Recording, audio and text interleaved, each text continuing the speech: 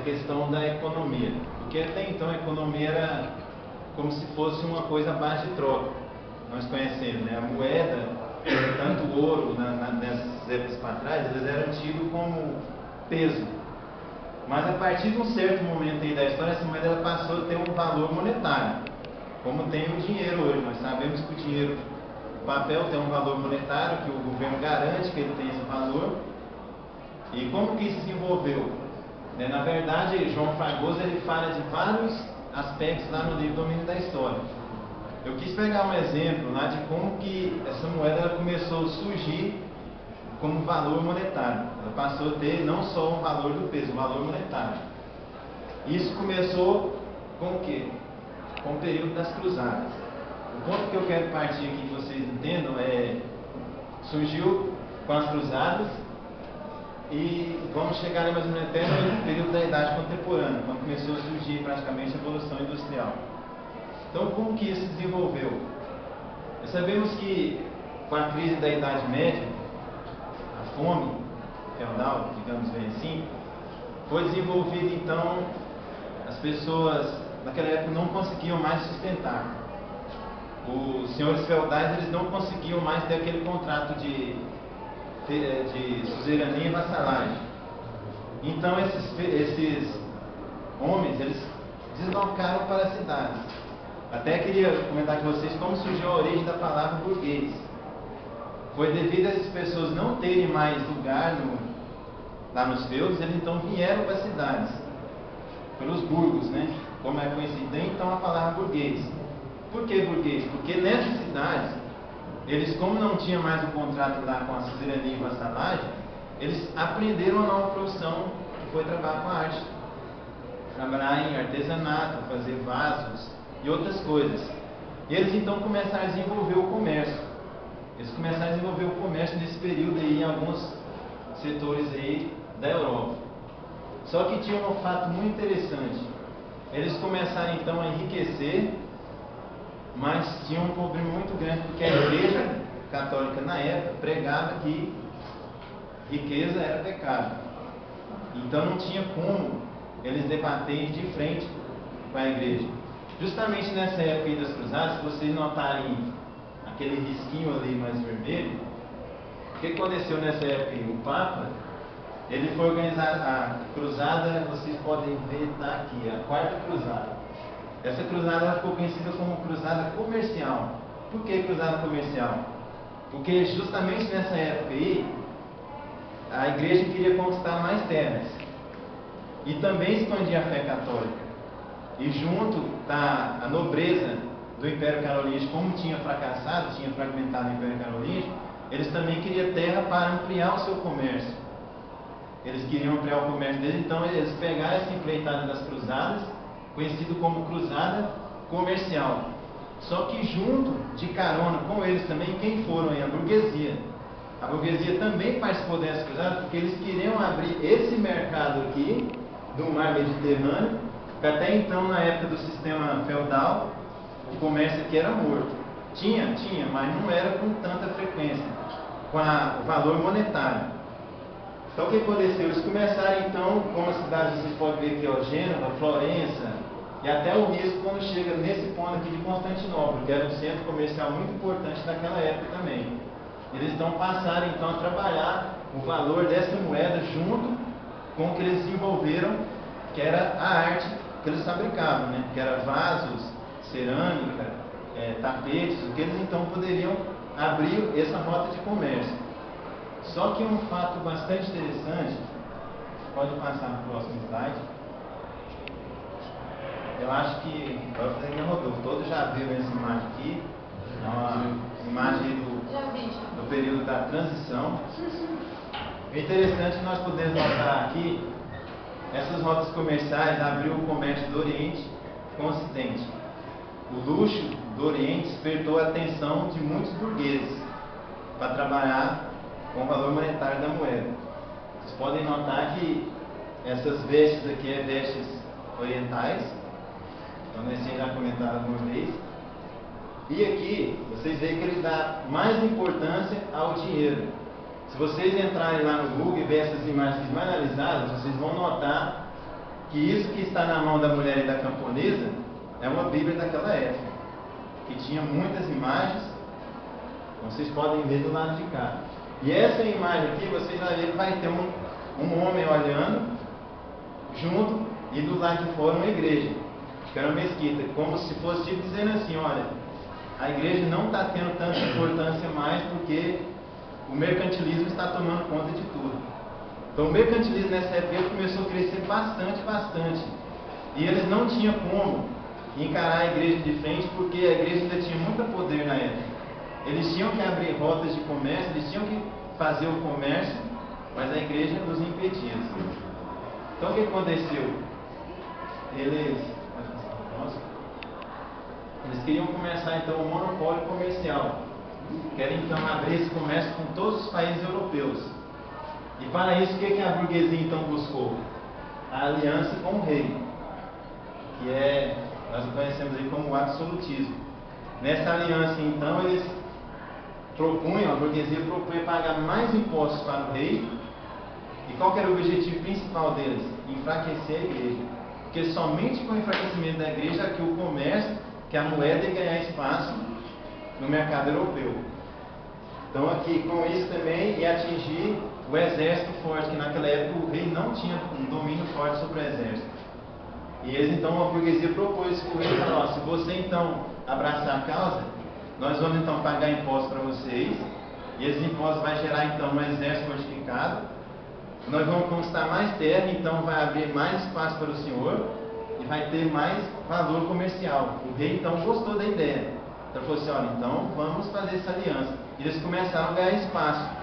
Só que mesmo assim eles ainda não tinham poder para desafiar a igreja ainda, que a igreja era muito poderosa. Por quê? A igreja era grande detentora de terras.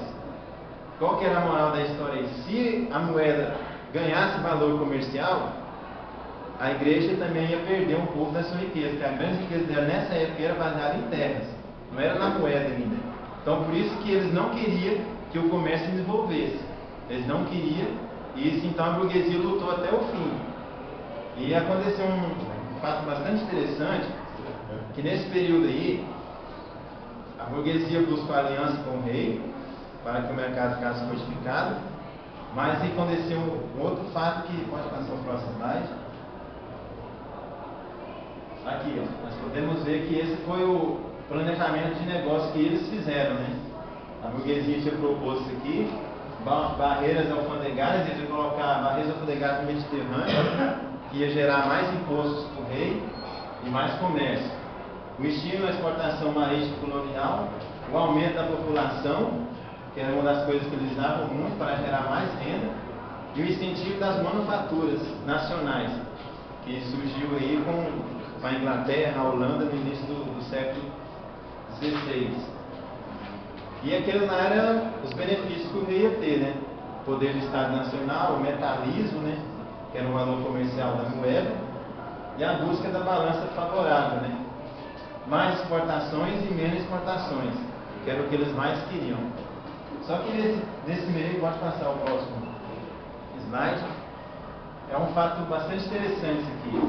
Eu peguei mais ou menos uma edição que eu fiz lá do livro, e a gente pode olhar aqui e ver que não tem nada a ver com a economia isso aqui, mas tem tudo a ver. Por quê? Porque a igreja, na época, eles queriam enfraquecer a igreja. Eles não tinham poder para isso. Nota que em 1517, Martinho Lutero prega então as 95 teses na igreja de Wittenberg, na Alemanha. O que acontece? Carlos V, que era o imperador, e o Papa Leão X, Carlos V então exige a morte de Lutero, e o Papa Leão X excomunga ele da igreja. Mas só que a burguesia veio nesse momento? Eles veio da seguinte forma: eles queriam enfraquecer a igreja. Viu que Lutero não tinha medo deles. Se vocês verem, quando for ler a história de Lutero, o que ele escreveu, vê que a metade da Alemanha apoiou ele. Na época não era Alemanha ainda, né? O Sacro Império Romano Germânico, na época. Apoiou ele. Então, mas por que esses nobres, esses burgueses apoiaram Lutero? Porque eles viram nele um homem que poderia enfraquecer a igreja, que era o que eles estavam querendo. E isso aconteceu de fato, porque eles realmente pegaram Lutero, e o tempo que ele ficou sumido lá, digamos bem dizer assim, foi a época que ele traduziu a Bíblia e escreveu os livros deles, por proteção da nobreza alemã. Ele fez, mas a nobreza alemã fez isso não porque eles estavam interessados numa nova religião. Eles estavam interessados no quê? Que Lutero conseguisse enfraquecer a Igreja Católica para eles ganharem espaço com o mercado da moeda. E um outro, esse camaradinho aqui, que é o Calvino. O que aconteceu? O Calvino então surge com a nova religião no mesmo século aí da época de Lutero, e a burguesia da época abraça a religião de Calvino. Por quê? Porque Calvino pregava que as riquezas eram um dom que Deus tinha dado para que eles glorificassem Deus aqui na terra. Então a burguesia então pensou, então vamos glorificar a Deus por nossas riquezas. Aí eles abraçaram então a religião de Calvino. Isso que aconteceu já em 1555, se eu não me engano, lá no Concílio de Augsburgo, foi dada a liberdade então na Alemanha, e a burguesia então conseguiu o espaço de fazer o comércio sem ter a intervenção da igreja na época. E Calvino também conseguiu isso na França, porque como a maioria da burguesia fazia parte também da nobreza francesa, quando eles abraçaram a religião de Calvino não teria como frear também. Então na França ganhou esse espaço monopólio comercial e já não tinha como a igreja também impedir. E o rei Henrique VIII, nós já conhecemos, vimos aqui em algumas aulas, que ele também rompeu com a igreja, criando então a igreja anglicana, que também não fazia parte dos ensinamentos que a igreja católica pregava na época. Então com esse rompimento com a igreja, o comércio pôde entrar livremente também na Inglaterra, que até então era um comércio fechado. Então aquelas rotas que vocês viram no primeiro slide lá, as rotas comerciais do mar Mediterrâneo, elas foram reabertas e cidades como Gênova, Amsterdã, Constantinopla, Londres, Viena, todas elas então voltaram a ter um comércio monopolizado, onde toda a Europa então passasse a ter uma moeda centralizada para poder fazer esses negócios. Então foi assim mais ou menos, foi assim, aos poucos foi ganhando adepto, o mercado foi ganhando espaço nos estados modernos europeus e essa moeda então foi ganhando valor monetário. Pode. E aqui para terminar vocês podem ver aí que com a site que eu coloquei aqui, que é mais ou menos o capitalismo, né? Nos dias, naquelas épocas, vendo ver assim, essas duas classes que não tinha, que era aqui na época da Idade Média, e também aqui a burguesia, que também incluiu. Aí a camada social ficou quem? Os que trabalham aí com modo escravo, a burguesia que também usufrui disso, o exército que foi fortificado graças aos impostos que a burguesia pagou para o rei, e a classe sacerdótica que ainda continuou aí na pirâmide, e os reis que eram o absolutismo, que mandava completamente. Então, essa aí era a pirâmide então, que o capitalismo formou praticamente nessa época que a moeda então começou a ganhar força. Então é até nessa época aí, ela não tinha esse valor comercial, vocês podem ver. E ela ganhou o valor comercial depois que os Estados modernos foram ganhando a sua identidade nacional. Até então, França e Inglaterra formou seus limites. Aí depois sabemos que em 1830, com 70, foi a Alemanha e Itália. Então foi depois que esses países foram ganhando nacionalidade, eles foram então formando um monopólio comercial mais forte que pudesse comercializar com outras nações. E é isso. Para encerrar, foi o que eu pude passar aqui para vocês.